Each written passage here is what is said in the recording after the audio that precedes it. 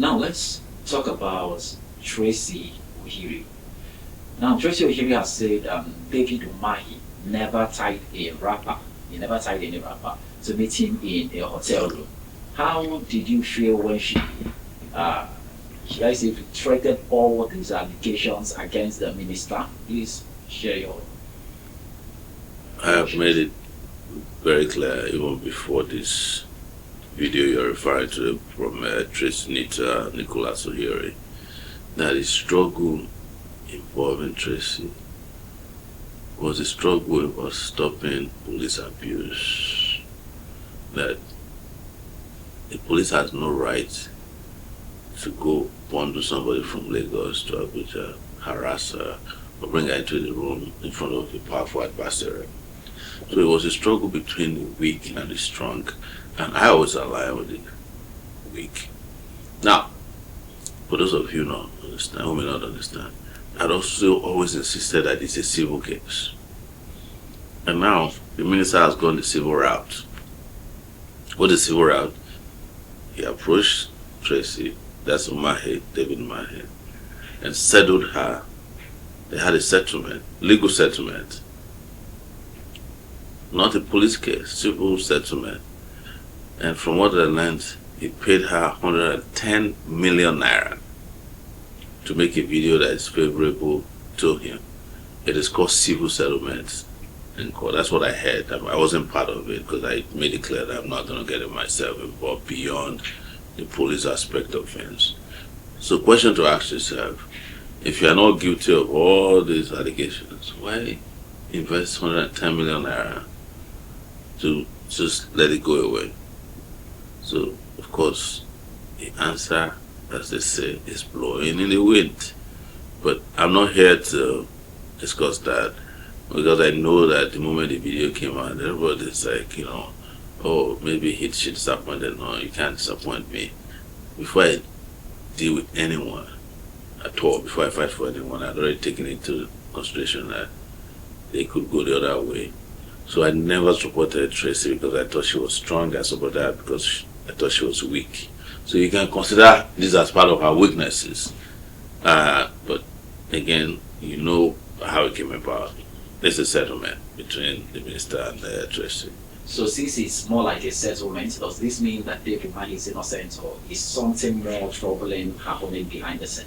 Oh, for me, it's trouble in paradise. Because it means that David Umahi had weighed all his options and discovered that without the settlement, it's going to go down. Second, where did David Umahi, a minister that's earning less than 25 million naira a year, get 110 million naira to settle just one case? And I'm aware he also settled with a former classmate of his who accused him of owing him 7 million. Maybe he's already trying to settle the Nilan engineers who are also now asking for the remains of the engineers that went to see him that disappeared today. So it tells you that David Umahi has been involved in egregious violations of human rights and a lot of immoral acts. But unfortunately, instead of the system asking him to be accountable, the system is now using your taxpayers' money to pay off his accusers. That's where we are, which is sad. You have investigated powerful men in Nigeria for decades now. In your experience, when a victim retracts, is it usually due to a false story or pressure from the system? I'm not a lawyer, but I've tried to explain to you, it's not a retraction. Anytime people engage in settlement, in a civil dispute, both sides will have conditions attached to it. So this is David Umahi buying so-called for 110 million naira.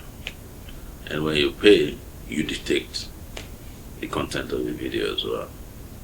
So that's what I heard. I don't have the records of their lives, but I'm close enough to the lawyers involved and don't forget that this involved some senators. Actually, 2 female senators were involved in negotiation.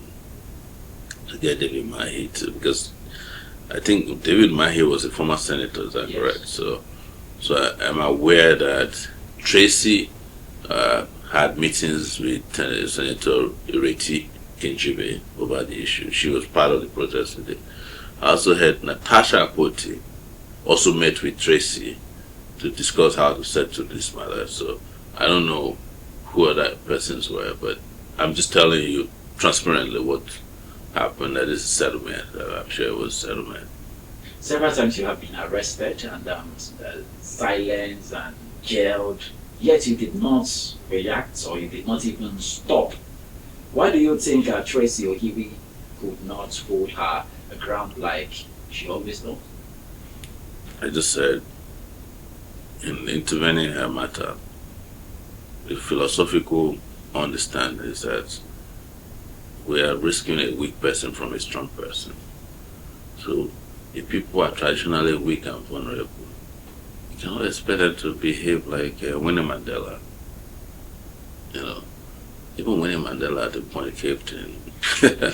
So, but again, this conversation is not about Tracy's. It's a conversation about principle as to why we were involved in ensuring that David Umahi, who already had claimed that he's the most powerful and richest and the most dangerous minister, did not roll over Tracy Ohiri in this last fight. So that's where we are. Thank you. Thank you very much. Thank you.